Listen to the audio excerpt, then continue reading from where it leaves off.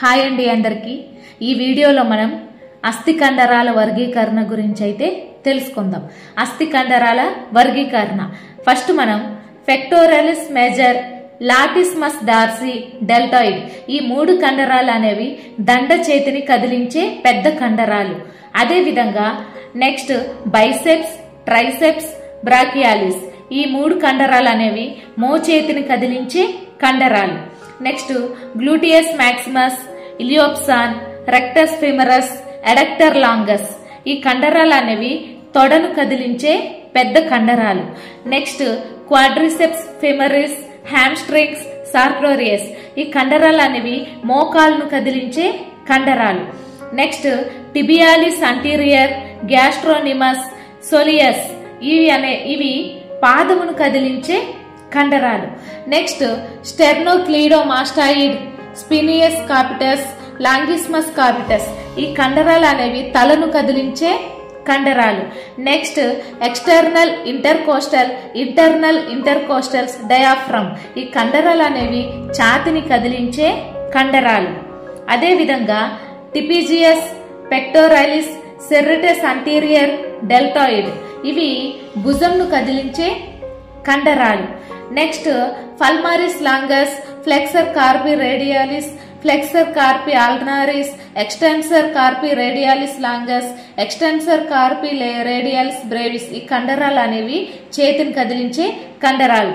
Next external oblique, internal oblique, transversalis, rectus abdominis ఇవి ఉదరము పొట్ట భాగంలో ఉండే కండరాలు. అదే విధంగా లెవేటర్ యాని, కాక్సిజియస్ ఇవి పెల్విక్ శ్రోణి మేకల దగ్గర ఉండే కండరాలు. నెక్స్ట్ ఇలియోప్సాస్, సాక్రోస్పినాలిస్, ఇలియోప్సాలిస్ లంబారం, లాంగిస్మస్ డార్సి ఇవన్నీ ట్రంక్ అంటే మొండము నడుము భాగంలో ఉండే కండరాలు. అదే విధంగా ఆక్సిపెటోఫ్రంటాలిస్, ఆర్బిక్యులారిస్ అక్యూలి, ఆర్బిక్యులారిస్ ఒరిస్, టెంపోరల్ ఇవన్నీ ఫేషియల్ ఎక్స్ప్రెషన్స్ కి సంబంధించింది, అంటే మస్టిఫికేషన్ ముఖ అభినయంలో ఉండే కండరాలు. నెక్స్ట్ పాయింట్ చెప్పుకోబోయే ముందు ఇంకా ఎవరైనా మన ఛానల్ని సబ్స్క్రైబ్ చేయకపోతే ప్లీజ్ సబ్స్క్రైబ్ చేయండి. అదే విధంగా కొత్తగా చూసే వాళ్ళు ఎవరైనా ఉంటే ప్లీజ్ సబ్స్క్రైబ్ చేయండి. ఈ కండరాల వర్గీకరణ నుంచి బిట్టు ఏ విధంగా రావచ్చో మనం ఇప్పుడు తెలుసుకుందాం. మోచేతిని కదిలించే కండరాలు అని ఇచ్చి A biceps, B triceps, C brachialis, D పైవన్నీ. ఆన్సర్ ఏంటో మనకు తెలుసు, పైవన్నీ. ఈ విధంగా అయితే మనకి బిట్స్ అనేవి రావచ్చు. అదే విధంగా మోకాలను కదిలించే కండరాలు. నెక్స్ట్ గ్యాస్ట్రోనిమస్ అనే కండరం ఎక్కడ ఉంటుంది అని ఇవ్వచ్చు. దండ చేతిని కదిలించే పెద్ద కండరాలు ఈ క్రింది వాటిలో ఏంటి అని ఇవ్వచ్చు. ఈ విధంగా మనం బిట్స్ అయితే వచ్చే అవకాశాలు ఉంటాయి. ఇప్పుడు మనం శరీరంలో కండరాల గురించి అయితే ఒకసారి చెప్పుకుందాం. స్టెర్నోక్లీడోమాస్టాయిడ్ ఇది మెడకు ఇరువైపులా ఉంటుంది. మెడను ముందుకు వెనుకకు ప్రక్కకు తిప్పడానికి ఈ కండరం అనేది ఉపయోగపడుతుంది. అదే విధంగా పెక్టోరియల్స్ మేజర్ ఇది రొమ్ము పై భాగంలో ఉంటుంది. నెక్స్ట్ పెక్టోరియల్స్ మైనర్ ఇది పెక్టోరియల్స్ మేజర్ చే కప్పబడి ఉంటుంది. 3, 4, 5 ప్రక్కటెముకలపై వ్యాపించి ఉంటుంది ఈ పెక్టోరియల్స్ మైనర్ అనేది. నెక్స్ట్ సెరెటస్ అంటీరియర్ ఇది థొరాక్స్ పక్క తలములో ఉంటుంది. స్కాపులాను పై వైపుకు కదుల్చుటకు సహాయపడుతుంది. ఇది స్కాపులాను పై వైపుకు కదల్చుటకు సహాయపడుతుంది. నెక్స్ట్ రెక్టస్ అబ్డామినస్ ఈ రెక్టస్ అబ్డామినస్ అనేది ప్యూబిక్ ఎముక నుండి ప్రారంభమై 5, 6, 7 ప్రక్కటెముకల వరకు ఉండును. ఈ రెక్టస్ అబ్డామినస్ అనేది ప్యూబిక్ ఎముక నుండి ప్రారంభమై 5, 6, 7 ప్రక్కటెముకల వరకు ఉండను.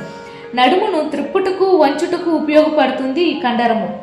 పొట్టలో పొడవైన కండరం ఈ రెక్టస్ అబ్డామినల్ అనేది పొట్టలో పొడవైన కండరం. నెక్స్ట్ ఎక్స్టర్నల్ అబ్లిక్ ఇది పొట్టలోని బలమైన కండరం. ఈ ఎక్స్టర్నల్ అబ్లిక్ అనేది పొట్టలోని బలమైన కండరం. నెక్స్ట్ ట్రిపిజియస్ వీపు పై భాగంలో ఉండి స్కాపులాను అతుకుబడి ఉంటుంది ఈ ట్రిపిజియస్ అనే కండరం. నెక్స్ట్ లాటిస్మస్ డార్సి ఇది వీపు క్రింది భాగంలో ఉంటుంది. చంక క్రింద భాగంలో ఉంటుంది. ఈ కండరము చేతిని ఆవర్తనము చెందించును. ఈ కండరం అనేది చేతిని ఆవర్తనము చెందిస్తుంది. Next rhomboid. ఇది వీపు పై భాగంలో ఉంటుంది. వెన్నపూసల వైపున అతికియుండును. ఇది కదలికలకు దోహదపడుతుంది. ఏంటంటే ఇది కదలికలకు ఉపయోగపడుతుంది. Next deltoid. ఈ కండరము భుజ సంధిని కప్పి ఉంటుంది. అంటే దండ ఎముక వంచుటకు ప్రక్కకు కదులుటకు ఉపయోగపడుతుంది. ఈ డెల్టాయిడ్ నే థ్రోయింగ్ మజిల్ అని కూడా అంటారు. డెల్టాయిడ్ ఏమంటారండి? థ్రోయింగ్ మజిల్ అని కూడా అంటారు. Next biceps brachii. ఇది చేతి పై భాగంలో ఉంటుంది. మోచేతిని వంచుటకు ఉపయోగపడుతుంది. అదే విధంగా దండ ఎముక వంచుటకు ఉపయోగపడుతుంది. ఏంటంటే అది బైసెప్స్ బ్రేకి. Next triceps. ఇది దండ ఎముకకు వెనుక భాగాన ఉండి ముంజేయిని చాచుటకు ఉపయోగపడుతుంది. బైసెప్స్ కు వెనుక వైపుకు ఉంటుంది ఈ ట్రైసెప్స్ అనేది. Next sartorius. ఇది శరీరంలో పొడవైన కండరం. శరీరంలో పొడవైన కండరం ఏదండి? సార్టోరియస్. ఇది తొడ ముందు భాగంలో ఉంటుంది. ఈ కండరము తుంటిని మోకాల్ని సంధిని వంచుటకు సహాయపడుతుంది. ఇవి శరీరంలో పొడవైన కండరం ఏదండి? సార్టోరియస్. Next hamstring. దీనిలో 3 కండరాలు ఉంటాయి. ఈ హ్యామ్స్ట్రింగ్ లో 3 కండరాలు ఉంటాయి. అవి సెమీ మెంబ్రనోస్. ఇది తొడ వెనుక భాగంలో ఉంటుంది. తుంటి సంధిని సాచుటకు మోకాల సంధిని ముడుచుటకు సహాయపడుతుంది. అవి దీనిలో 3 కండరాలు ఉన్నాయి అనుకున్నాం కదండి. అవి biceps femoris, semitendinosus, semimembranosus. Next gastrocnemius. Next ఏంటంటే గ్యాస్ట్రోనిమస్. ఇది పిక్క కండరము. ఇది తుంటి ఎముక మధ్య పార్శ్వ కందాల నుండి ఉద్భవిస్తుంది. ఇది టిబియా ఫిబులాకు వెనుక ఉంటుంది ఈ గ్యాస్ట్రోనిమస్ అనేది. Next quadriceps. ఈ కండరంలో 4 చిన్న కండరాలు ఉంటాయి. ఈ కండరంలో 4 చిన్న కండరాలు అనేవి ఉంటాయి. ఇది కాలు చాచుటకు ఉపయోగపడుతుంది. Next solace. ఈ సోలెస్ అనేది మడిమ భాగంలో ఉంటుంది. ఈ సోలెస్ ఎక్కడ ఉంటుందండి? మడిమ భాగంలో ఉంటుంది. ఇప్పుడు మనం కండరంలోని కొన్ని ఇంపార్టెన్స్ పాయింట్స్ గురించి అయితే ఎక్స్ప్లెయిన్ చేసుకుందాం.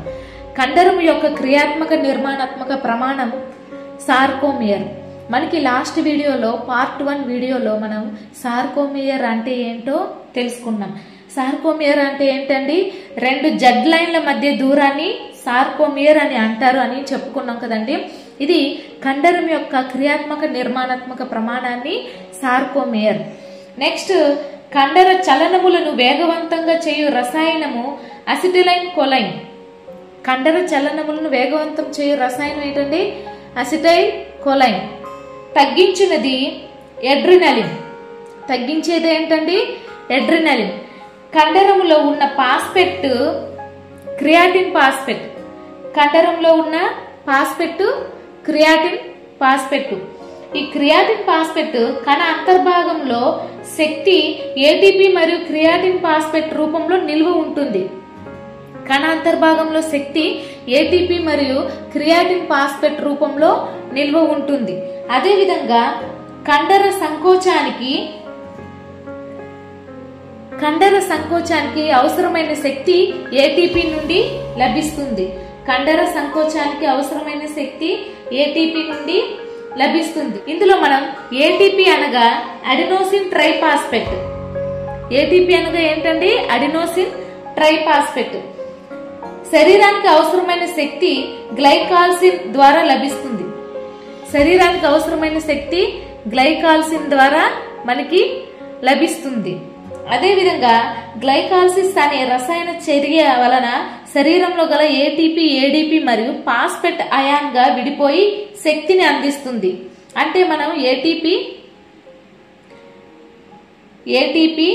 ఏడీపీ ప్లస్ పాస్పెట్ శక్తి గ్లైకాలసిస్ లో 4 ఏటీపీల అణువులు ఏర్పడుతుంది. నెక్స్ట్ పాస్పారిక్ ఆమ్లము ఏడీపీలు కలిసి ఏటీపీగా మారుతుంది. పాస్పారిక్ ఆమ్లము ఏడీపీలు కలిసి ఏటీపీలుగా మారుతుంది. అదే క్రియాటిన్ ఫాస్ఫేట్ అంటే క్రియాటిన్ మరియు పాస్పారిక్ ఆమ్లము కలిసి క్రియాటిన్ ఫాస్ఫేట్ గా ఏర్పడుతుంది. పాస్పారిక్ ఆమ్లము మరియు క్రియాటిన్ కలిపి క్రియాటిన్ ఫాస్ఫేట్ గా ఏర్పడుతుంది. మనకి ఈ పాయింట్స్ అనేవి బిట్ రూపంలో ఏ విధంగా ఇవ్వచ్చు అంటే కండరం యొక్క క్రియాత్మక నిర్మాణాత్మక ప్రమాణం సార్కోమియర్. అదేవిధంగా కండర చలనంలో వేగవంతం చేసే రసాయనము అసిటైలిన్ కొలైన్, తగ్గించేది అడ్రినలిన్, కండరంలో ఉన్న ఫాస్ఫేట్ క్రియాటిన్ ఫాస్ఫేట్. నెక్స్ట్ కండర సంకోచానికి అవసరమైన శక్తి దేని రూపంలో లభిస్తుంది? ఏటీపీ రూపంలో లభిస్తుంది.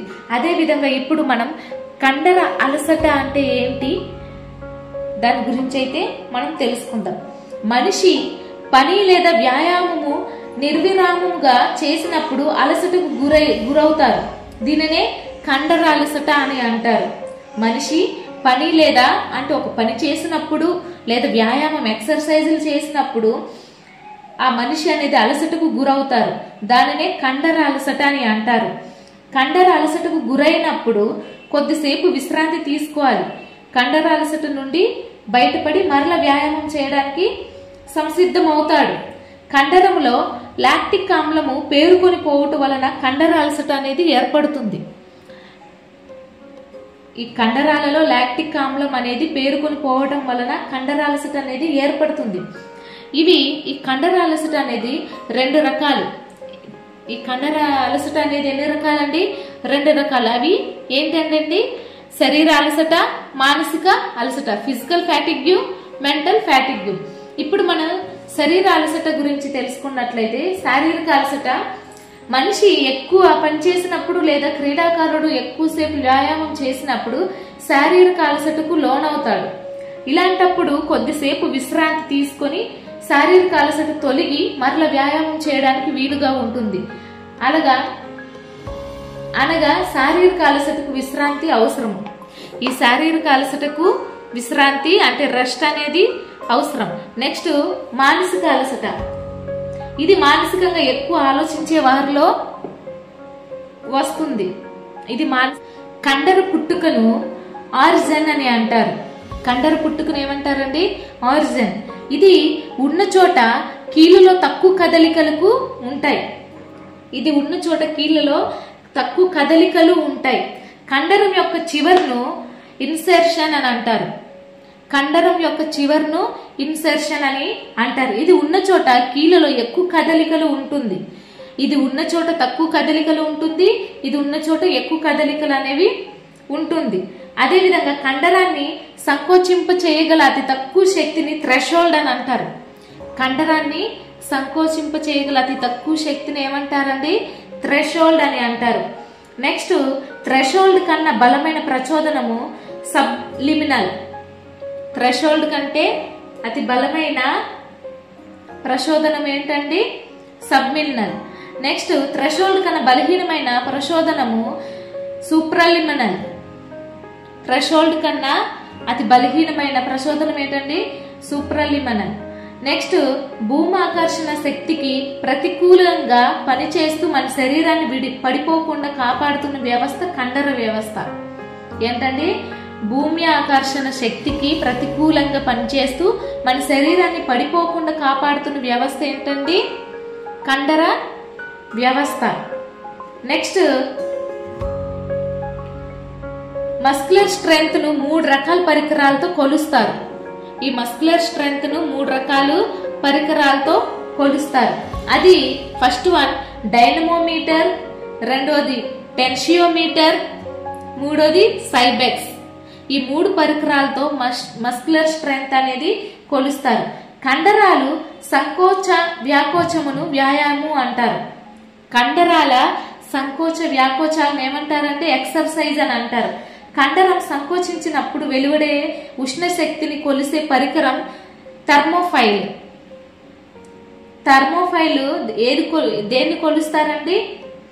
కండరం సంకోచించినప్పుడు వెలువడే ఉష్ణ శక్తిని కొలిచే పరికరం ఏంటండి? థర్మోఫైల్. కండరం యొక్క సంకోచములను కొలిచే పరికరం ఏంటండి? ఎలక్ట్రోమయోగ్రాఫ్. నెక్స్ట్ ఈ పాయింట్స్ మన బిట్ రూపంలో ఏ విధంగా తయారు చేసుకోవచ్చో తెలుసుకుందాం. కండర పుట్టుకను ఏమంటారు? ఆర్జిన్ అని అంటారు. ఇది ఉన్న చోట కీళ్ళలో తక్కువ కదలికలు ఉంటాయి, ఆర్జిన్. కండరం యొక్క చివరను ఏమంటారు? ఇన్సర్షన్. ఇన్సర్షన్ ఉన్న చోట కీళ్ళు కదలికలు ఎలా ఉంటాయి? ఎక్కువగా ఉంటాయి. కండరాన్ని సంకోచింపచేయగల అతి తక్కువ శక్తిని ఏమంటారు? థ్రెషోల్డ్ అని అంటారు. థ్రెషోల్డ్ కన్నా బలమైన ప్రచోదనము ఏమంటారు? సబ్లిమినల్. థ్రెషోల్డ్ కన్నా బలహీనమైన ప్రచోదనము ఏమంటారు? సూప్రలిమినల్. అదే విధంగా భూమి ఆకర్షణ శక్తికి ప్రతికూలంగా పనిచేస్తూ మన శరీరాన్ని పడిపోకుండా కాపాడుతున్న వ్యవస్థను ఏమంటారు? కండర వ్యవస్థ. డైనమోమీటర్ ద్వారా దేన్ని కొలుస్తారు? మస్కులర్ స్ట్రెంగ్త్ ని కొలుస్తారు. నెక్స్ట్ టెన్షియోమీటర్ ద్వారా దేన్ని కొలుస్తారు? Muscular strength. సైబెక్స్ ద్వారా దేన్ని కొలుస్తారు? Muscular strength. నెక్స్ట్ కండరం సంకోచింప చేసినప్పుడు వెలువడే ఉష్ణ శక్తిని కొలిచే పరికరం థర్మోఫైల్. కండరం యొక్క సంకోచాలు కొలిచే పరికరం ఎలక్ట్రోమయోగ్రాఫ్. ఈ విధంగా అయితే బిట్స్ ఇచ్చే అవకాశాలు ఉంటాయి. నెక్స్ట్ మనం పరస్పర నాడీ ప్రసారము గురించి అయితే తెలుసుకుందాం. పరస్పర నాడీ ప్రసారం. శరీరము నందలి కదలికలు కండరముల సహాయమును జరుగును.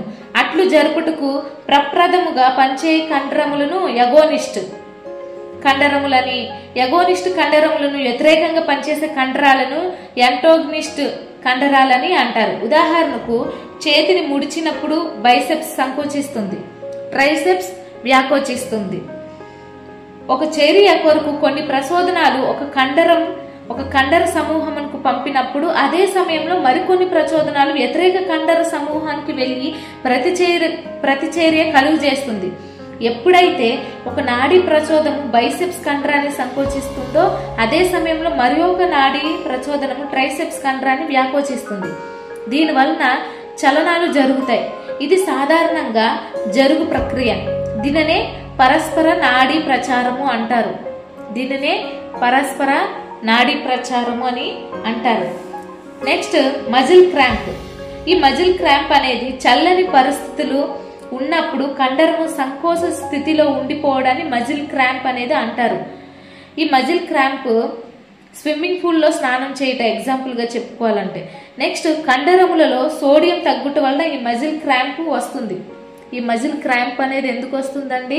కండరములో సోడియం తగ్గడం వలన మజిల్ క్రాంప్ అనేది వస్తుంది. నెక్స్ట్ మజిల్ కాంట్రాక్షన్స్ అంటే కండర సంకోచము. కండరములో టెన్షన్ అభివృద్ధి చెందడాన్ని కాంట్రాక్షన్ అని అంటారు. ఫస్ట్ వన్ కాన్సెంట్రిక్ కాంట్రాక్షన్ అనగా కండరము చిన్నదాగుట, మజిల్ షార్టెన్స్. కాన్సెంట్రిక్ కాంట్రాక్షన్ అంటే కండరము చిన్నదాగుట. నెక్స్ట్ ఎసెంట్రిక్ కాంట్రాక్షన్ కండరము సంకోచ స్థితి నుండి వ్యాకోచ స్థితికి మారడాన్ని అనగా కండరం యొక్క పొడవు పెరగడాన్ని ఎసెంట్రిక్ కాంట్రాక్షన్ అని అంటారు. Next isotonic contraction.